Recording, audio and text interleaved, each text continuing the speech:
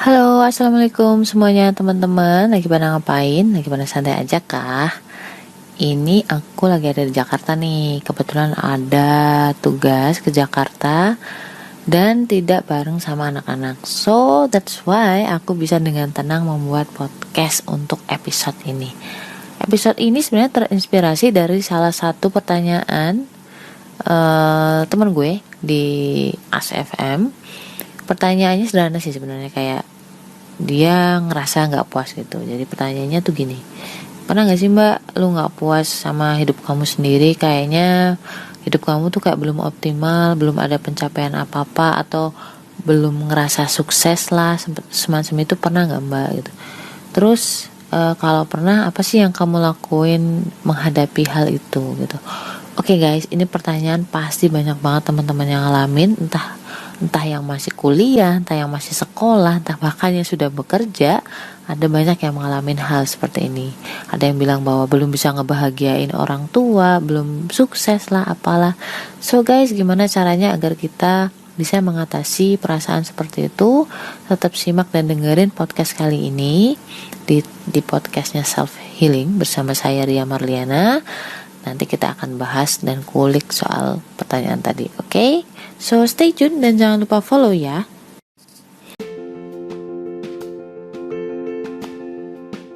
Pengen naklukin diri sendiri atau pengen naklukin hati golongan darah B, wajib banget baca. Jangan deketin golongan darah B sebelum miliki buku Beauty in Abyss ini. Tenang aja, karena bahasanya tuh bukan yang ilmiah banget. Ada cerita, ada narasi, tapi nggak sepanjang novel-novel drama atau sastra. Cuman 25.000. Link pembelian terlampir nih.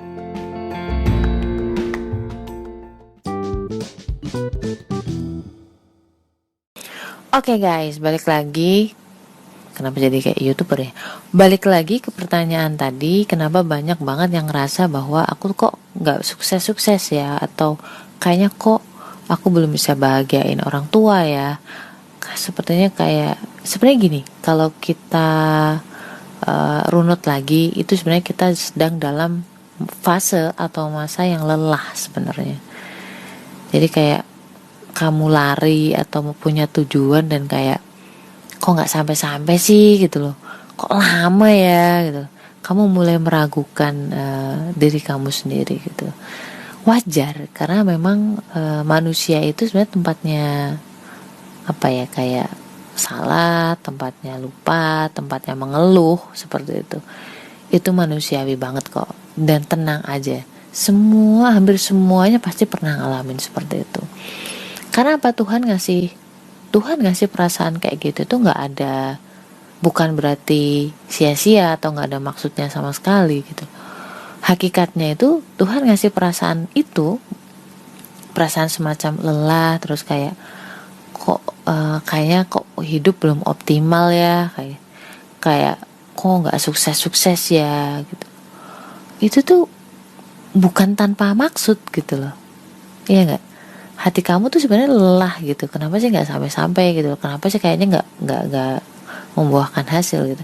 Bukan berarti kamu nggak bersyukur atas semua yang kamu lalui, kamu dapat gitu, tapi memang hati kamu sedang dalam tahap lelah.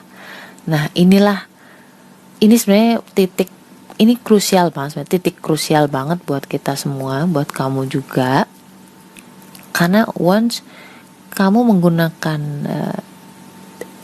di titik ini kamu melangkah di langkah yang salah menuju ke tempat dimana kamu kehilangan harapan, itu lama-lama kamu nanti terkena depresi. Kan banyak tuh ya artis-artis, nggak usah jauh-jauh lah, artis kalian yang di Korea itu, di berbagai negara lain di barat sekalipun, yang mengalami depresi dan akhirnya bunuh diri kan gitu ya. Makanya ini titik poin penting banget dari hidup kamu. Jangan sampai kamu salah melangkah. Di titik ini kamu sedang dalam dua cabang atau dua pilihan. Yang pertama adalah merenungi atau semakin baper, semakin kamu menggunakan perasaan lelahmu tadi itu dengan tidak bergerak atau tidak berbuat apapun. Itu yang semakin membuat kamu galau, seperti efek bola salju yang hanya akan blunder terus-terusan kayak gitu. Semakin besar kamu semakin gak bergerak, semakin malas ngapa-ngapain, dan akhirnya galau, lama-lama depresi. Dan ya kalau udah depresi mau dibilangin kayak apa juga susah. Dan ada di sisi lain, salah satu jalan adalah dengan aku tahu posisi kayak gitu tuh posisi kamu ragu dengan diri kamu sendiri gitu loh.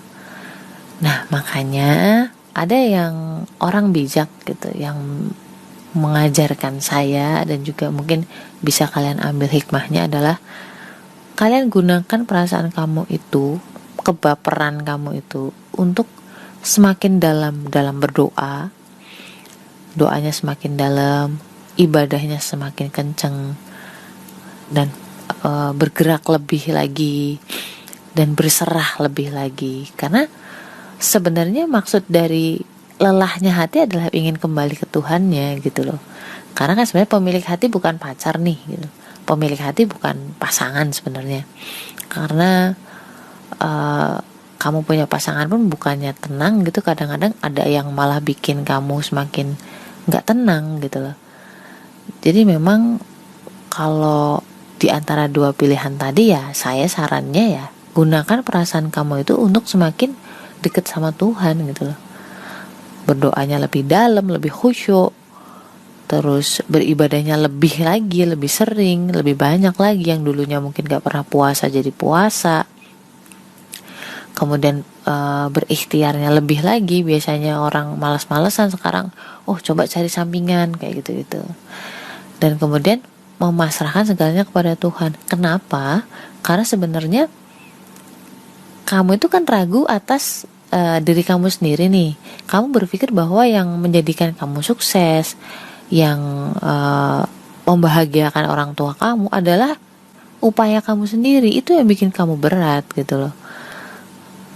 Literally sebenarnya tuh hakikatnya yang membuat kita sukses, yang membahagiakan orang tua kita, itu sebenarnya Tuhan gitu loh. Memang kitanya juga bergerak gitu loh, tapi pada hakikatnya kalau memang sudah waktunya, gak usah sampai kamu ngoyo sampai jedot-jedotin kepala ke tembok, atau kepala jadi kaki jadi kepala. Kalau sudah waktunya sampai kok gitu loh. Udah percaya aja dah gitu loh. Nah ini yang membedakan dua orang tadi, yang satu menuju ke jurang depresi, dan yang satu lagi adalah orang yang bisa memanfaatkan perasaan tadi ke jurang kesuksesan yang dia tuju gitu loh. Modal pertama adalah yakin sama kemampuan Tuhan gitu loh. Yang bikin kamu lelah karena kamu menyandarkan semua tujuan itu di kekuatan kamu sendiri.